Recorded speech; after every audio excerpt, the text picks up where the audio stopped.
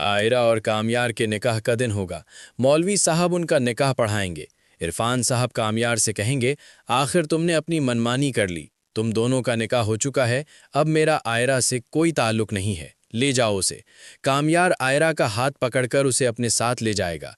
वो लोग गाड़ी में बैठने लगेंगे कि अचानक जोरदार फायरिंग की आवाज़ गूंजेगी। सबका दिल दहल जाएगा। गोली सीधा आयरा को लगेगी और वो ज़मीन पर गिर के बेहोश हो जाएगी। सब घबरा जाएंगे। कामयार उसे उठाकर गाड़ी में डालेगा और आयरा को हॉस्पिटल पहुंचाएगा। डॉक्टर आयरा का ऑपरेशन शुरू करेंगे। सब लोग बेहद परेशान होंगे। इरफान साहब गुस्से में कामयार का गिरेबान पकड़कर कहेंगे, अगर मेरी बेटी को कुछ हुआ तो मैं तुम्हें जिंदा नहीं छोड़ूंगा। तुमने हमारी जिंदगी आज़ाब कर दी है। ये सब तुम्हारी वजह से हुआ है।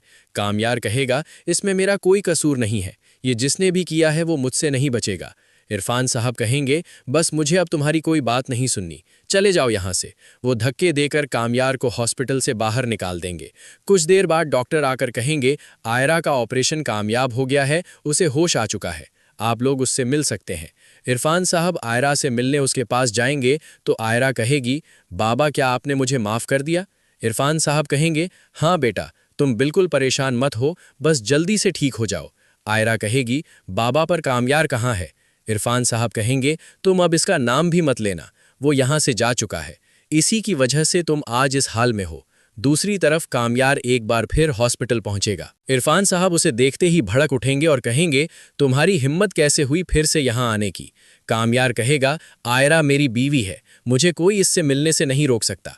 इरफान साहब कहेंगे, आयरा तुम्हारी शक्ल भी नहीं देखना चाहती। ज़रूर ये सब तुमने ही उससे बदला लेने के लिए किया है। कामयार का खून खौल उठेगा। वो गुस्से में सीधा फारिया के घर पहुंचेगा। उस वक्त फारिया खावर से कॉल पर बात कर रही होगी कि तुमने आयरा को गोली मार के बहुत अच्छा काम किया है। कामयार को तो उसके आगे कुछ नज़र ही नहीं आ रहा था। ये सुनकर कामयार बेहद गुस्से में आ जाएगा। वो फारिया के पास जाएगा, उसके हाथ से मोबाइल छीनेगा और उसके मुंह पर जोरदार थप्पड़ लगाएगा और कहेगा, तो ये घटिया हरकत भी तुम्हारी है। वो मोबाइल छीनेगा और उसके तमाम कॉल रिकॉर्ड्स पुलिस को दिखाएगा, जिसके बाद फारिया और खावर गिरफ्तार हो जाएंगे। इरफान साहब आयरा की तबीयत बेहतर होते ही उससे कहेंगे, बेटा अब तुम्हारा यहाँ रहना ठीक नहीं है। इस कामयार के साथ रहोगी तो जिंदगी इसी तरह बेसकून रहेगी। तुम कुछ वक्त के लिए मुल्क से बाहर चली जाओ।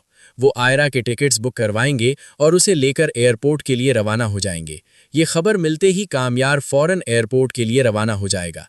वो एयरपोर्ट पहुंचकर आयरा के पास जाएगा। आयरा उसे देखकर कहेगी, कामयार मुझे पता था तुम ज़रूर आओगे। कामयार आयरा और इरफान साहब को सारी बातें बताएगा कि किस तरह फारिया और खावर ने मिलकर आयरा को मारने की प्लानिंग की थी। इरफान साहब भी कामयार से माफ़ी मांगेंगे और कहेंगे, कामयार मैं चाहता हूं कि तुम अपने घर वालों के साथ आकर आयरा को इज्जत से रुखसत करके ले जाओ। इस तरह कहानी की हैप्पी एंडिंग हो सकती है। आपको क्या लगता है? हमें कमेंट्स करके ज़रूर बताइएगा। वीडियो अच्छी लगी हो तो लाइक करें, चैनल को सब्सक्राइब करना मत भूलिएगा।